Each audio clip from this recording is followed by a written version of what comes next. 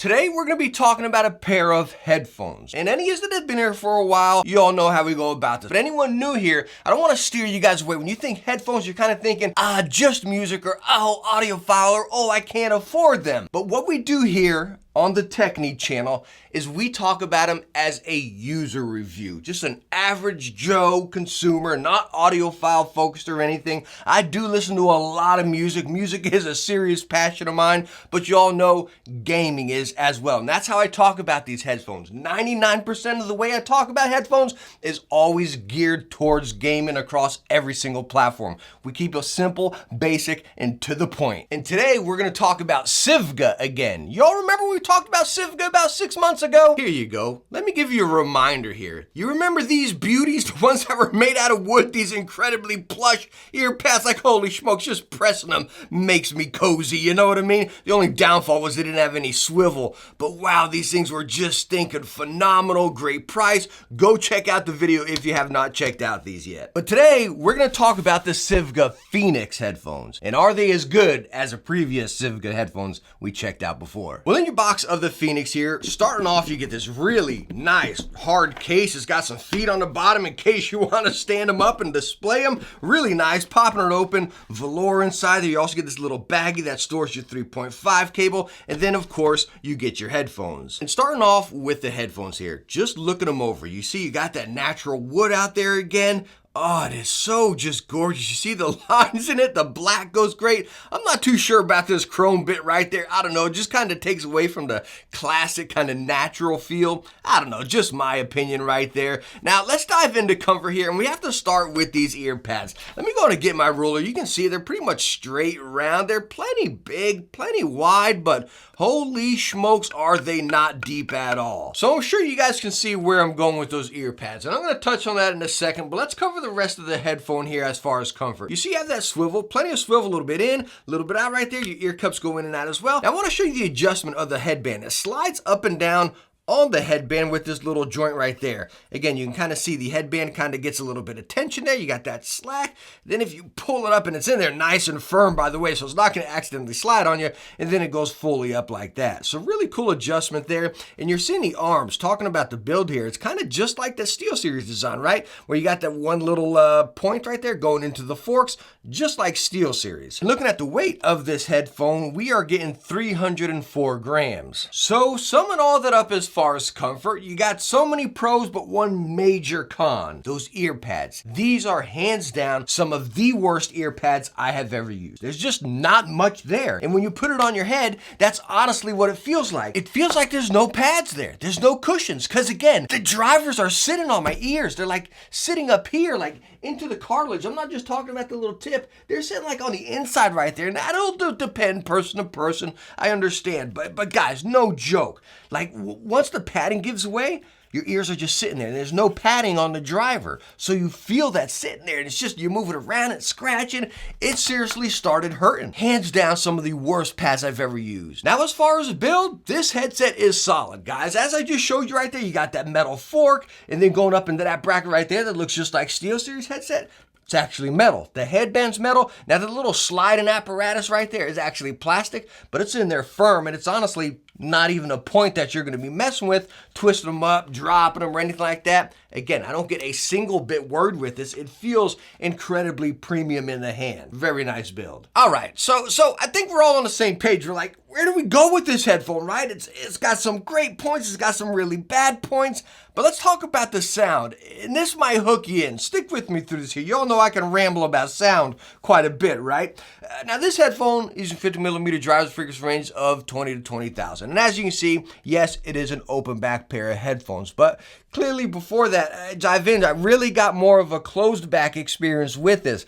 Yes, it did bleed the sound out. My family told me, hey man, we hear what you're playing there, right? But the weird thing is, whenever my wife came in my room and started talking to me, I didn't really hear much of what she was saying, and my volume wasn't cranked all the way to the max by any means. But again, it blocked a lot of that out. I didn't hear much of my environment. And talking about that open back, we all know, like, it kind of sounds like you got speakers in front of you, right? right? So then the sound's coming around you. You get a little more of that environmental sound, not a competitive sound. You're not gonna hear footsteps better. You're just gonna hear your environment better, some of that detail, right?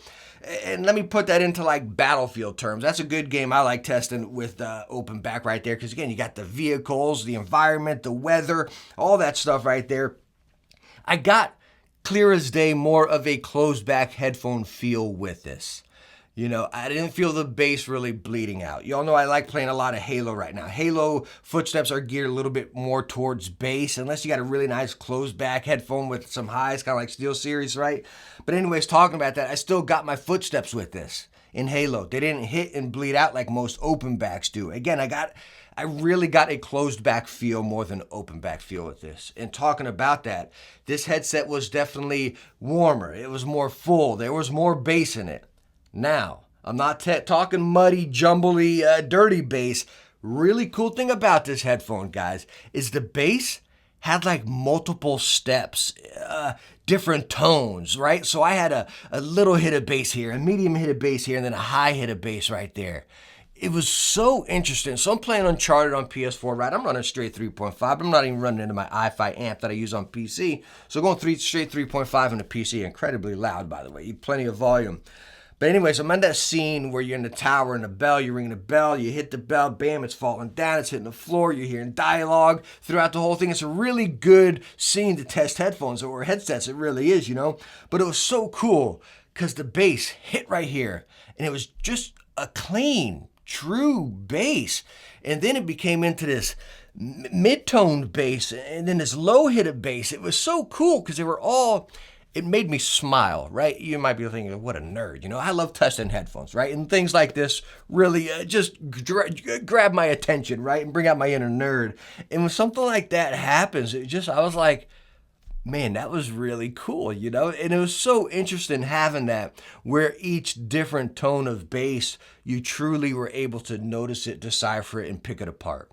It was really cool. Again, warmer headphone for sure, but having those different variables of bass was awesome. Now, it still had highs and it still had detail, but again, it was warmer. So after that scene, for example, you're going into the crowd and you got the crowd talking, a lot of headphones you'd hear it'd be almost high pitch. You're kind of like, man, let me get out of this scene real quick because it's just annoying. It's high pitch, you know? But this, again, being warm, I'm not saying everyone had this really deep voice, but again, it was full.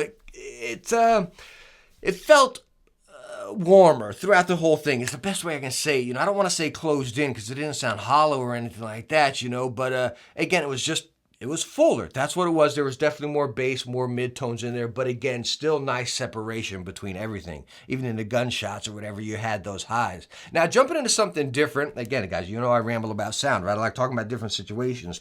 Talking about Destiny. Right? Very chaotic game in some situations. A lot of weapons, a lot of enemies, a whole lot of just abilities going on.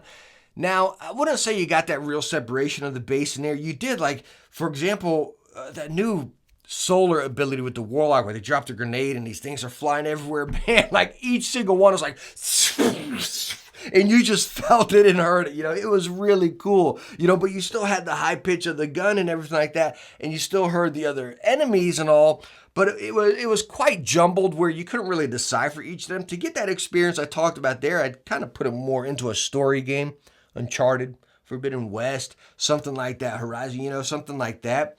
I don't think you're really going to get that separation in like a really crazy, chaotic game like Destiny, but it still sounded good.